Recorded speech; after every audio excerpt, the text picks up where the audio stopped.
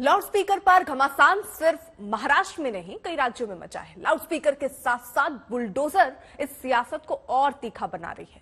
सत्ता पक्ष और विपक्ष एक दूसरे पर हमलावर है।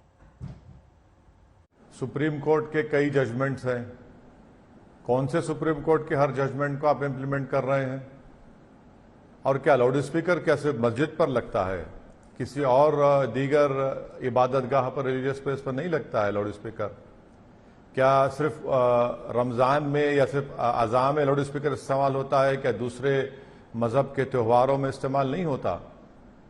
तो देखिए, मुल्क में एक माहौल जो बनाया जा रहा है ना, वो ये माहौल ये है कि मुसलमानों के खिलाफ नफरत पैदा की जाए, मुसलमानों के खिलाफ ये बावर किया जाए हमारे हिंदू भाइयों और बहनों को कि मुसलमानों से खतरा है आपको, इस्लाम से खतरा है आपको, अजान से खतरा है आपको, हिजाब से खतरा है आपको, गोश्त से खतरा है आपको, मुसलमानों के वजूद से आपको खतरा है।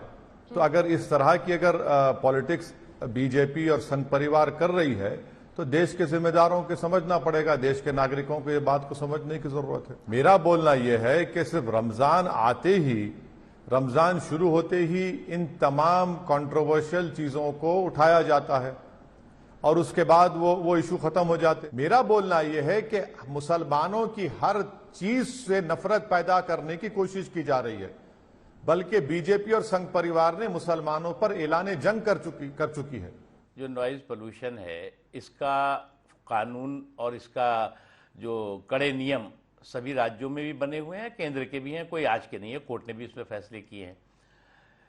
मुझे नहीं लगता कि ये भोपू कंपटीशन जो चल निकला था इस देश में कि तुम्हारे भोपू से हमारा भोपू ज्यादा तेज बोल रहा है, ज्यादा शोर मचा रहा है, और इसलिए किसी का एक दो भोपू लगा है तो उसने सामने जो है वो 10 भोपू लगा दिए।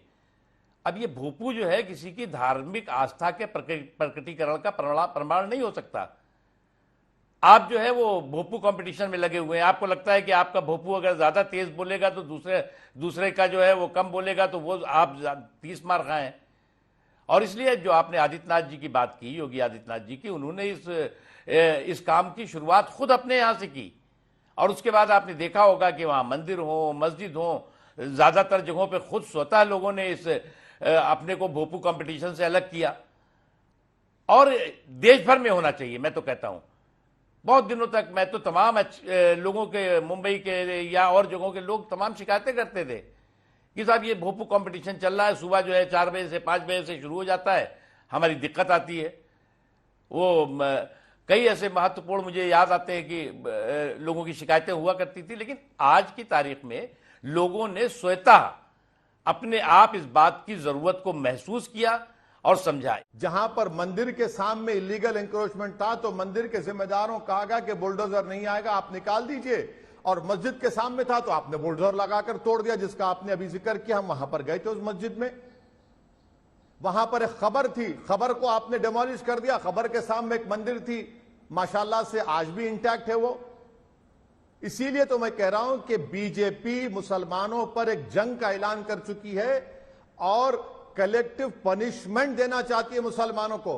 कौन से कानून के तहत आपने इसको तोड़ा बगैर नोटिस दिए, बताइए। मैं तो आपको दिल्ली म्युनिसिपल कॉर्पोरेशन एक्ट 1957 का हवाला दे रहा हूं, मैं आपको दिल्ली डेवलपमेंट अथॉरिटी 1957 का हवाला दे रहा हूं, सुप्रीम कोर्ट के कई जजमेंट्स का हवाला दे रहा हूं।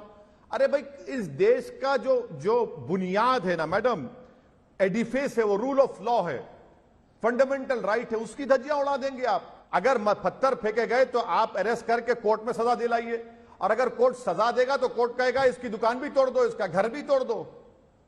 भाई, अदालत है तो किस लिए है? पुलिस अगर है तो किस लिए है? सरकार जज, जूरी, एग्जीक्यूशनर का काम करेगी। क्या देश के प्रधानमंत्री चीफ जस्टिस ऑफ इंडिया भी बन चुके हैं? क्या देश के प्रधानमंत्री पुलिस के पावर्स भी ले चुके हैं? और देश के प्रधानमंत्री कहेंगे कि असदुद्दीन ओवैसी देश के लिए खतरा है, उसको गोली मार दो, तो क्या गोली मार देंगे? ये क्या इंक्रोचमेंट आपका सेफ इन्वेस्टमेंट है क्या? कि साहब हमारा इंक्रोचमेंट जो है वो सेफ इन्वेस्टमेंट है और जो उनका इंक्रोचमेंट है वो अनसेफ है। जहां इंक्रोचमेंट होगा, मंदिर मस्जिद और इसकी बात नहीं हो रही है, जहां होगा कानून के तहत कार्रवाई होगी। अब दिक्कत ये होगी कि इंक्रोचमेंट पे भी कम्युनल तड़का लगाने की कोशिश होने लगी। उसको भी जो है वो कमनल चश्मे से और नजरिए से देखा जाने लगा। उसको भी बताया जाने लगा कि साहब ये इंक्रोचमेंट मुसलमानों का क्यों हट रहा है, हिंदुओं का क्यों नहीं हट रहा है, हिंदुओं का क्यों हट रहा है, मुसलमानों का क्यों हट रहा है। कोई डरे कौन लोग हैं? डरे वो लोग हैं, खासतौर से अगर आप देखें 8 सालों का इतिहास, कि जो लोग कि हर 6 महीने 4 महीने के इंटरवल पर चिट्ठी लेकर के और घूमने लगते हैं कि साहब इस देश में असहिष्णुता हो गई। डरे वो लोग हैं जिन्हें इस चीज़ की बेचैनी है कि इस देश में कोई भागलपुर नहीं हो पा रहा है जहां हजारों बेगुनाहों का कत्लेआम हुआ था, भिवंडी नहीं हो पा रहा है जहां पर बर्बादी के तांडव पूरे दुनिया ने देखा था, मलियाना नहीं हो पा रहा है, मालेगांव नहीं हो पा रहा है, कहीं पर जो है वो मुंबई जैसे धमाके नहीं हो पा रहे हैं, दिल्ली में जो लाजपत नगर जैसे धमाके, या देश के अन्य हिस्सों में जो कुछ होता था। एक माहौल है, शांति का माहौल है, सुरक्षा का माहौल है, और आतंकवादियों और दंगाइयों में असुरक्षा का माहौल है।